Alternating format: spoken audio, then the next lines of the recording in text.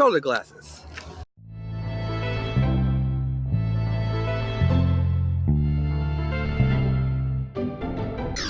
Hey, I'm Scott Weidenkivowitz, a storyteller with a camera, and in this video, I'm going to show you what I used to photograph the solar eclipse. If you enjoyed this video, then I publish new videos every Monday and Thursday whenever possible, so please click that subscribe button below to get the next one. So at this point, you have probably seen a lot of photos and videos of the solar eclipse. This is August 21st. This is the day the solar eclipse is going across the United States. Now, I'm not in the path of totality. I am actually in New Jersey, in my front yard, so I'm not going to see the full solar eclipse. I won't get just the ring from the sun. I am going to get a partial solar eclipse, so it'll look more like a half moon type of thing. And so I just want to show you, as I'm preparing myself for the solar eclipse to photograph it, what I'm doing. But first, I want to show you I do have the fun solar glasses. So I'm putting these over my glasses, and now I can look up at the sun and I can actually see a ball of orange light. First things first, I am using my larger Really Right Stuff tripod because it is extremely sturdy. I have a bunch of tripods, including the smaller travel tripod from Really Right Stuff. It is sturdy, but when you're photographing an eclipse, even if you're photographing a moon or a sun without the eclipse, you still want to make sure that you're using a very sturdy tripod. So I'm using the sturdiest tripod I own, which is this one from Really Right Stuff. On the camera itself, you can see the camera is not actually mounted to the tripod, but rather the lens is mounted to the tripod. And what I have here is the 70-200 f4 lens from Nikon.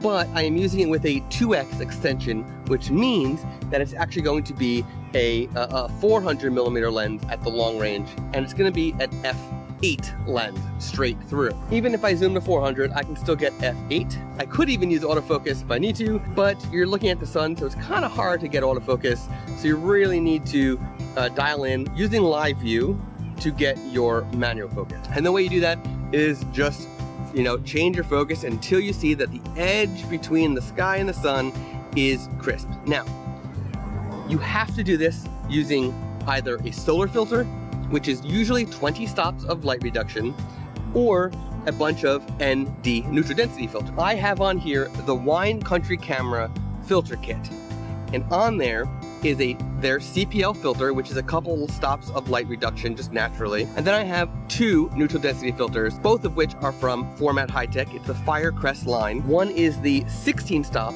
light reduction, and one is the 10 stop light reduction. So I have more than 26 stops of light reduction right on the front of this lens. Now, this red cable right here is actually the trigger trap cable. So I'm going to be using my cell phone to trigger the camera to make sure that I can do long exposures as needed. Right now I have this set up at ISO 200, and my shutter speed is at 2 seconds, and my f-stop is at f8. What I'm going to wind up doing is most likely bump up the ISO to about 400 to 800 so I can speed up the shutter speed to something that'll be better to stopping the sun. Now, you can never get something that stops it dead in its tracks because the sun and the moon, everything is moving so fast, but you can speed it up by just bumping up your ISO. So I'm going to be bumping it up to ISO 400 or 800 and experimenting to see what happens. So here is what you do. I got the camera on, I pop it into live view, I bump it up to ISO 400, and now I have to find the sun again because it's been a little bit and the sun has just moved, so I gotta readjust everything. So I'm gonna move this around until I get the sun back in there. All right, I can zoom back in, sun is still in the frame, zoom in to focus, make sure everything's good. All right, zoom back out, and now I can go ahead and I can speed up you speed up your shutter speed a little bit now that you bumped up your ISO. I am not going to use self-timer on this because I just want to make sure it actually can see the sun. I'm going to take the picture, and it's a little bit dark, so I actually need to open up a little bit. And there we go. Now I can actually see it. It is blurry because I'm touching the camera, I'm moving everything. So I'm going to put it back to self-timer. And the way I have this camera set is I have it push the self-timer 2 seconds, and and then every half a second after that, it will take 3 photos. So right now, if I look at this, I have 3 photos, all of which are properly exposed. It is gonna be hard to see because I'm still kind of staring up at the sun, try not to. That's also why I'm wearing this hat, so that I can look at the LCD I can look at the screen on the back of the camera without actually having to put the solar glasses back on and take them off, put it back on, and so on. So the hat is actually helping to block the sun while I'm looking up at the sky. I will have to switch to a cable release eventually, which I'm probably gonna do as the eclipse starts. Right now, I'm just trying to get in my way, get in my groove, figure out the exposure, location.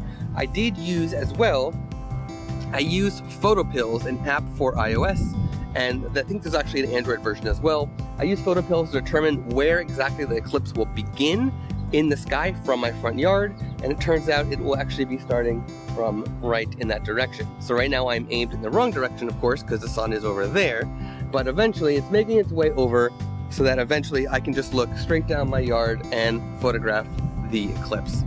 So this is my setup right here. Good tripod, long lens, as long as you can get, neutral density filters, or a solar eclipse filter. I'm using two neutral density filters and a polarizer, and just figure out your camera settings. Again, bump up your ISO if you have to, a little bit, don't go too much, you don't want to burn things out.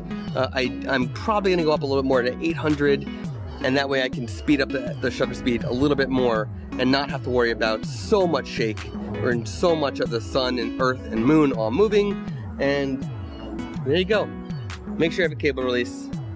And I do recommend as well, if you don't have a sturdy tripod, your tripod probably has a hook at the bottom. Use it, hang something heavy from it. Fill a backpack with stuff, with something heavy, and keep that tripod very, very sturdy. Thanks for watching.